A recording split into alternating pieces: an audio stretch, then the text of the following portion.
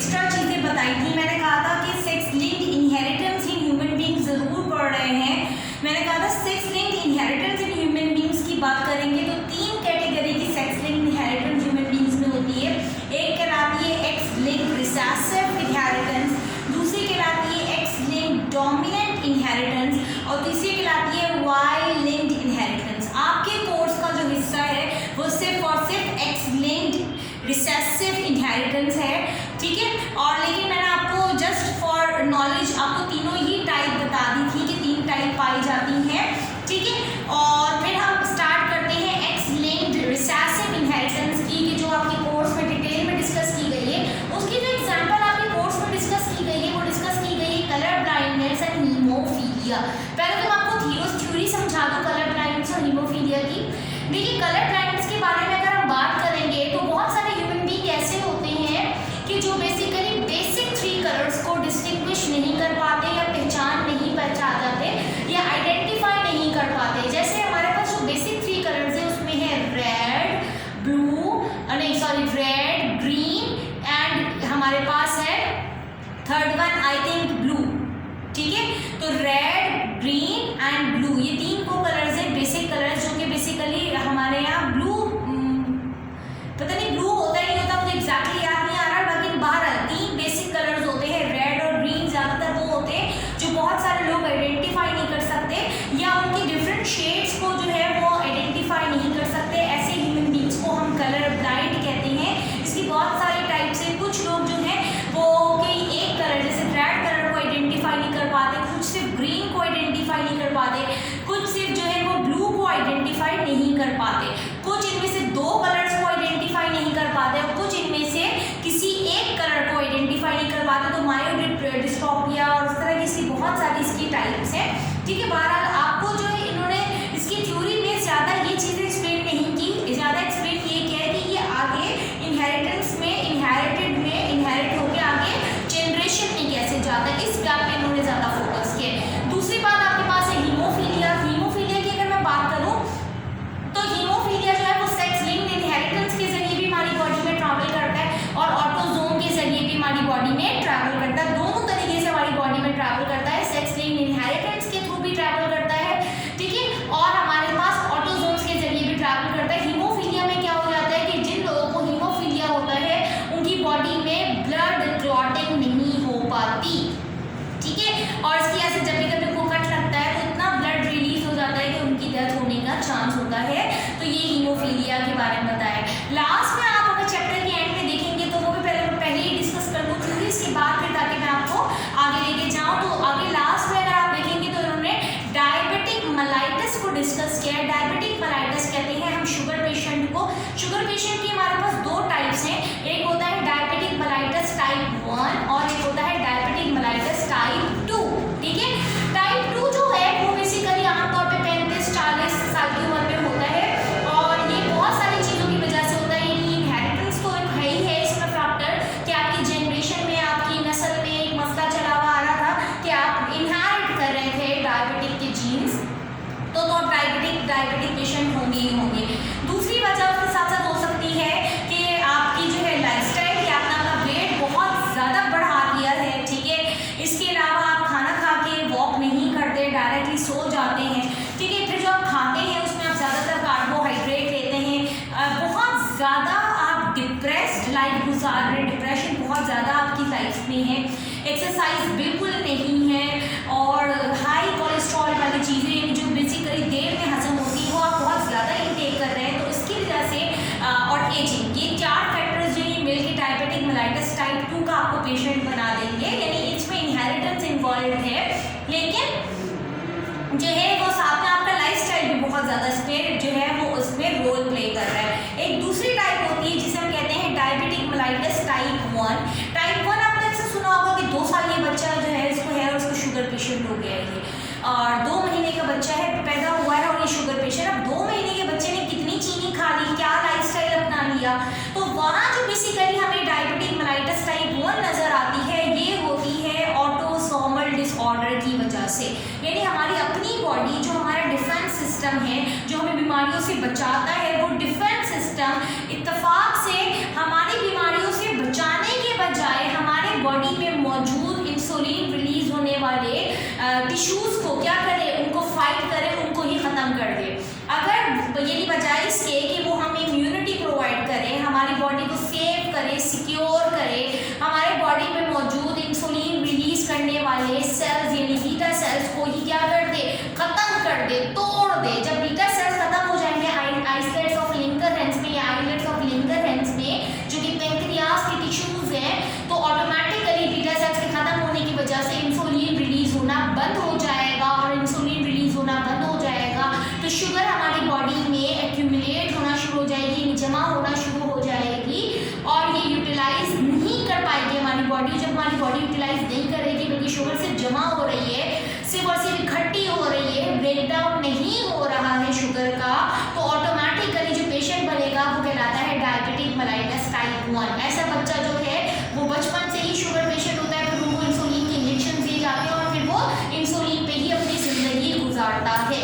तो ये थ्योरी में आपको टाइप 1 टाइप 2 की बात मिलेगी, कलर ब्लाइंडनेस की बात मिलेगी और हीमोफीलिया की बात मिलेगी। ये तो है theory about the sex linked inheritance. अब आ जाइए क्रॉस क्या बताएंगे इन्होंने। तो इन्होंने पहला क्रॉस बताया है कि लेट्स सपोज हमारे पास जो एक्स लिंक्ड रिसेसिव ट्रेट जिसकी मैं बात कर रही हूँ, इसकी जो डिजीज है उसमें हमारे पास एग्जांपल्स है, उसमें हमारे पास एग्जांपल्स है कलर ब्लाइंडनेस की, हीमोफीलिया की, एल्बिनिज्म की। एल्बिनिज्म आपने देखा होगा, एल्बिनो, एल्बिनो जो बिल्कुल वाइट होता है, जिनके आईब्रोज भी वाइट होते हैं, आई कलर भी उनका बहुत ही ज़्यादा लाइट होता है, सर के बाल भी इनके गोल्डन होते हैं, और बॉडी का जो वो है रोंगटा है वो भी बेसिकली गोल्डन या वाइट होता है। ऐसे लोगों को हम एल्बिनो कहते हैं। पाकिस्तान में बहुत कम एल्बिनो आपको मिलेंगे, लेकिन यूरोप और अफ्रीका साइड पे आपको बहुत ज़्यादा एल्बिनो मिलेंगे। लेकिन बहुत ज़्यादा से मुराद नहीं कि आपको हर दूसरा बंदा एल्बिनो मिलेगा, लेकिन वहाँ ये ट्रेड कॉमन है, तो वहाँ आपको एल्बिनो फिर भी मिलेंगे। पाकिस्तान में आपको बहुत कम एल्बिनो मिलेंगे। ठीक है, मैं उसकी बात नहीं कर रही कि जिसकी आधी स्किन ब्राउन होती है और आधी स्किन वाइट होती है वो एल्बिनो नहीं होते। जो टोटली जिसके अंदर पिगमेंट एब्सेंट होता है वो होते हैं एल्बिनो, उनको हम कहते हैं एल्बिनिज्म। ये भी एक लिंक्ड रिसेसिव ट्रेट इनहेरिटेंस की ही एग्जांपल है। हमने यहाँ पे नॉर्मल कोई भी हो, चाहे जैसे हम में से कोई भी नॉर्मल है, उसके लिए मैंने ले लिया X capital N, X capital N, और अगर मेल अगर नॉर्मल है तो उसके लिए ले लिया एक्स कैपिटल एन वाई। अगर कोई भी कलर ब्लाइंड है, हीमोफिलिक है या एल्बिनो है तो उसके लिए ले लिया X small N, X small N male female के लिए, और मेल के लिए लिया एक्स स्मॉल एन वाई। ठीक है, ये ले लिया है मैंने कलर ब्लाइंडनेस, हीमोफिलिक या एल्बिनो के लिए जिसमें ये डिजीज मौजूद है उसके लिए मैंने ये ले लिया। और अगर कैरियर होगी तो सिर्फ फीमेल ही हो सकती है, तो फीमेल के लिए ले लिया X capital N, X small N. ठीक है, तो सबसे पहले हम पेरेंट्स को देखेंगे। पेरेंट्स मैंने पहले केस नंबर 1 में ले लिया है नॉर्मल फीमेल, और नॉर्मल फीमेल को कलर ब्लाइंड मेल के साथ क्रॉस करवाया। जब नॉर्मल फीमेल को हम colour blind female normal female को जब हम कलर ब्लाइंड मेल या हीमोफिलिक मेल या एल्बिनो मेल के साथ क्रॉस करवाते हैं तो हमें कैरियर डॉटर मिलती है। जितनी भी डॉटर मिलती है 100% all of their daughter will be कैसी होंगी, वो कैरियर होंगी, and all of their son will be normal. के तमाम सन नॉर्मल होंगे और बेटियां कैरियर होंगी। बेटियों में खुद के कोई इश्यूज नहीं होंगे, खुद ना वो कलर ब्लाइंड होंगी, ना वो हीमोफिलिक होंगी और ना ही वो एल्बिनो होंगी, लेकिन वो कैरियर होंगी, यानी वो बीमारी आगे कैरी करके लेके जाएंगी अपनी नेक्स्ट नस्ल में। ठीक है, तो हम इन्हीं को आपस में क्रॉस करवा देते हैं, यानी हम कैरियर मदर ले लेते हैं और नॉर्मल फादर ले लेते हैं। जब हमने इन दोनों को आपस में क्रॉस करवाया तो हमें इनकी बेटी में 50% चांस है कि इनकी डॉटर जो है वो बिल्कुल नॉर्मल पैदा हो, 50% चांस है कि इनकी डॉटर जो है वो कैरियर पैदा हो, 50% चांस है कि इनका बेटा बिल्कुल नॉर्मल हो, और 50% चांस है कि इनके बेटे या तो कलर ब्लाइंड हो, डिजीज का मतलब है या तो कलर ब्लाइंड हो या हीमोफिलिक हो या एल्बिनो हो। अच्छा, यहाँ पे आप सोच रहे होंगे कि मिस कह रही है 50-50%, तो ये दोनों अगर 50-50% हो गया तो 100% तो यही हो गया, then why they are also 50-50%। तो मैं कह रही हूँ कि अगर इनके पास बेटी हुई तो बेटियों में से चांस है कि 50% चांस है कि इनकी बेटियों में से 50% बेटियां जो हैं वो नॉर्मल हो, और मतलब जो बेटी हुई है उस बेटी का चांस ये था कि वो या तो नॉर्मल 50% चांस था कि वो बिल्कुल नॉर्मल हो सकती थी, और 50% चांस था कि वो कैरियर, यानी एक ही दफा में एक ही बेटी होगी या एक ही बेटा होगा। हम यहाँ पे ट्विंस की बात नहीं कर रहे हैं। तो बेटी अगर हुई थी तो होगी, तो बेटी होने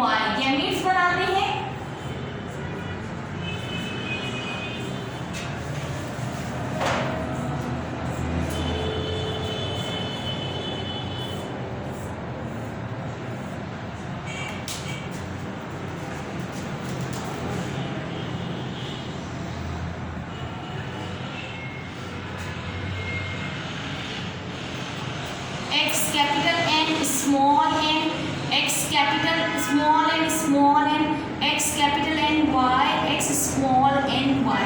ठीक है, सॉरी ये तो केस मैंने नहीं बल्कि केस रिपीट नहीं हुआ, बल्कि यहाँ पे केस चेंज है।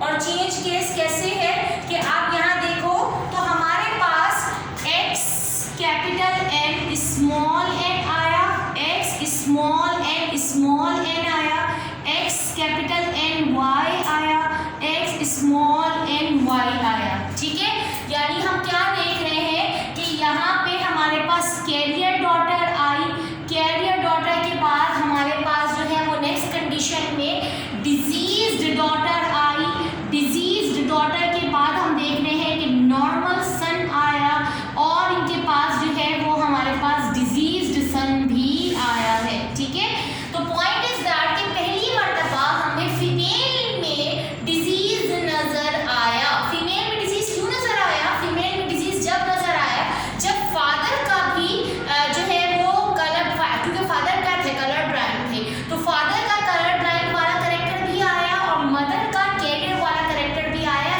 सिर्फ उसी केस में, सिर्फ इसी वजह से फीमेल जो है उसमें हमें डिजीज नजर आया, वरना हमें फीमेल में डिजीज नजर नहीं आ रहा था। ठीक है, तो ये है केस नंबर 3।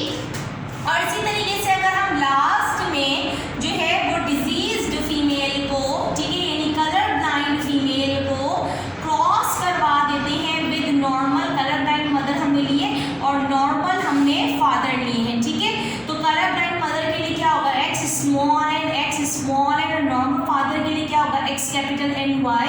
ये हमारे पास गैमीट्स बन गए। ठीक है, और क्रॉस करवाते हैं हम इनको।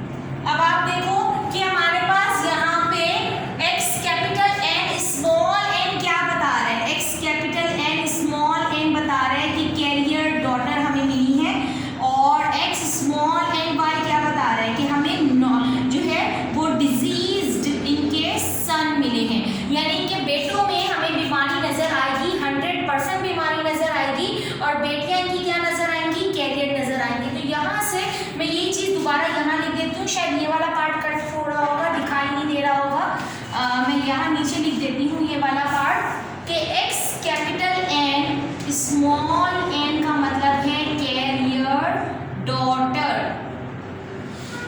ठीक है, और x स्मॉल n y का मतलब है कलर ब्लाइंड सन। ठीक है, क्यों? क्योंकि बेसिकली मदर को हमने क्या ले लिया, कलर ब्लाइंड ले लिया या हीमोफिलिक ले लिया। अब मदर का कलर ब्लाइंड है या हीमोफिलिक है तो बेटे तो 100% कलर ब्लाइंड या हीमोफिलिक ही होंगे। लेकिन अगर फादर कलर ब्लाइंड है तो बेटे क्या होंगे, नॉर्मल होंगे, और बेटियां क्या होंगी, बेटियां जो है वो कैरियर होंगी। यहाँ तक की बात समझ आई, समझ नहीं आई, जल्दी से रेस्पॉन्स कीजिए। आज एक बार भी किसी ने कोई रेस्पॉन्स नहीं किया। जी बेटा, मेरी बात समझ आई है, समझ नहीं आई?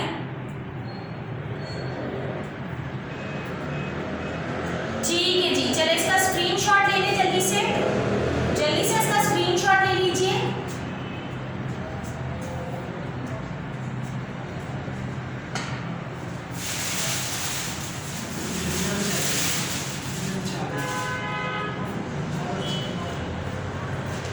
जी बेटा, स्क्रीनशॉट हो गया है। अब देखिए बुक मेरे पास है। अच्छा जी, स्क्रीनशॉट हो गया और किसी का कोई क्वेश्चन भी नहीं आया अभी तक मेरे पास। ठीक है, अच्छा अब मैं बुक, मैंने अपने पास अपने हाथ में बुक ओपन की हुई है और आप लोग के पास घरों में भी बुक होगी। आप अपने पास बुक ओपन कीजिएगा और मैं आ रही हूँ आपके पास पेज नंबर 197 पे, पेज नंबर 197 पे है sex linked inheritance in Drosophila, TH. Morgan की ड्रोसोफिला वाली सेक्स लिंक्ड इनहेरिटेंस के 4 केसेस मैंने आपको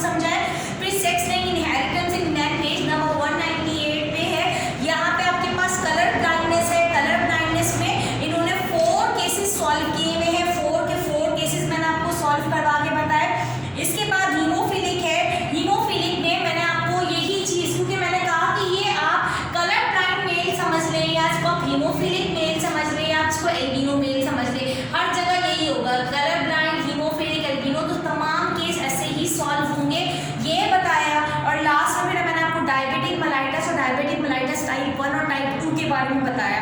यहाँ आपका चैप्टर खत्म हुआ। अब आपने जो भी क्वेश्चन पूछना है इस चैप्टर से लेकर पूछ लीजिए, और जो भी आपका जो है वो आप मुझसे पूछ लीजिए, ठीक है। आप लोग मुझसे क्वेश्चन पूछ सकते हैं जल्दी जल्दी। पेज नंबर 199 पेज पर देखें, क्रॉस 2 में मिस्टेक है। अच्छा, मैं देख लेती हूँ क्रॉस 2 में मिस्टेक है या नहीं है। वैसे मुझे याद है कि बुक में एक जगह मिस्टेक है, ठीक है, लेकिन वो कहाँ है, वो क्रॉस 2 पेज नंबर 198। एक सेकेंड, यहाँ पर लिखा हुआ है 50% नॉर्मल साइज।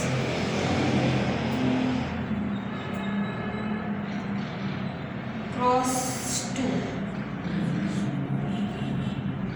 नॉर्मल फीमेल, ठीक है जी, और कलर ब्लाइंड मेल, ठीक है।